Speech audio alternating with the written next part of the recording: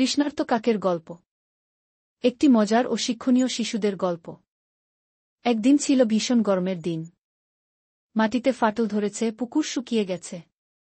একটি কাক অনেক দূর উড়ে উড়ে জল খুঁজছিল। সে বলল, আহ, আমি তো একেবারে পিপাসায় মরে যাচ্ছি। অনেক খোঁজার পর সে দেখল একটি হাঁড়ি মাটির কলসির মতো পড়ে আছে। ভিতরে একটু পানি আছে, কিন্তু পানি অনেক নিচে। কাক ঠোঁট দিয়ে চেষ্টা করল, কিন্তু পৌঁছাতে পারল না। তখন সে ভাবল, চেষ্টা করলে উপায় মিলবেই। সে আশেপাশে পড়ে থাকা ছোট ছোট পাথর কুড়িয়ে এনে এক এক করে হাঁড়ির মধ্যে ফেলতে লাগল। ধীরে ধীরে পানি উপরে উঠল।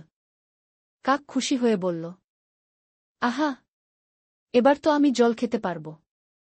সে ঠান্ডা পানি খেয়ে আবার উড়ে গেল, খুশিতে গান গাইতে গাইতে। পরিশ্রম আর বুদ্ধি থাকলে কোনো কাজই অসম্ভব নয়।